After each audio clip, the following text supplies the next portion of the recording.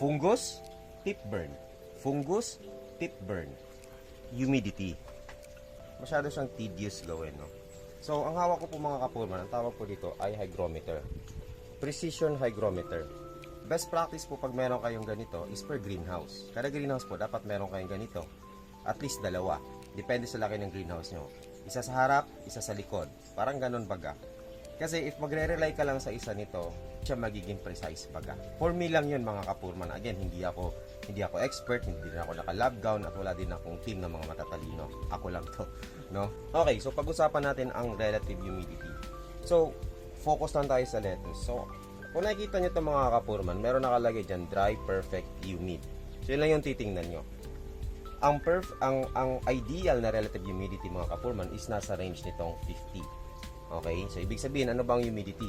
Yun po yung presence of moisture o tubig na nasa hangin. Kailan tumataas ang humidity? Kapag pag mainit po, tumataas din po yung humidity. Contrary po sa understanding, pag mainit, dry. Which is tama po yun.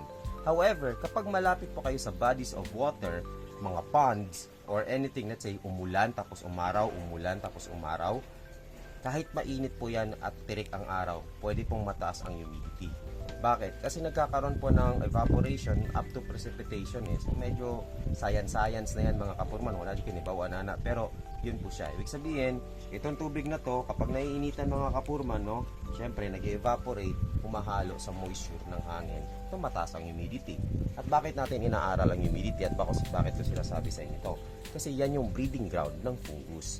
Kapag masyadong mataas ang humidity mga kapurman, no, pumapalo na dito mga kapurman, yan na yung breeding ground ng mga fungus mga kapurman. Kapag bumaba naman sa nasa dry na part, no, hindi po mabubuhay ang fungus niyan. Yes, wala pong fungus pero hindi naman po nakaka-uptake ng nutrients ang mga halaman nyo. Pwede po kayong magkaroon ng tip burns, no? Hindi sa nakaka-absorb ng maayos. Bakit? Kasi mainit yung tubig, no? So, ang pinaka-ideal lang po talaga mga kapurman, no, is nasa middle. Ang temperature po dito sa amin is nasa 30 tapin. 33 siguro yan. No, again, hindi pa ako umaasa dito, no. Meron pa akong, ang ginagamit ko po is yung weather ng Google, yung AccuWeather. Doon na lang po ako tumitingin kasi real time po nag-update 'yon, no. So at na-check ko din po yung temperature ng mga gina-guide ko, na-monitor ko rin po yung humidity nila. So meron po tayong reference. Again, ang tawag diyan mga kapurman, story by the numbers, no. May kwento po ang mga numerong nakikita natin. Makakatulong ba sa iyo to? For reference, yes, makakatulong sa iyo to. Kasi kahit sampalin po kayo nito, kung ano po yung nababasa nyo dyan, no?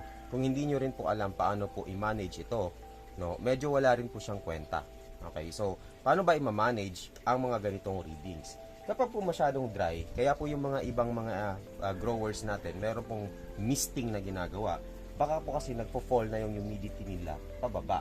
Ngayon, kapag po masyado naman pong humid, ano naman gagawin? Ulan, hindi naman tayo pwedeng umarkila ng maraming araw, di ba mga kapurman? So, ang gagawin po natin kapag masyadong humid, i-increasean po natin ang ating airflow, meaning po, ventilation. So, pahanginan natin yung ating environment, no, para maging dry. Ibig sabihin, patutuyuin niya po yung humidity or yung hangin sa moisture is mababawasan. So, kapag masyadong dry, misting ang sagot. Kapag masyadong humid, ventilation ang sagot niyo dyan mga kapurman.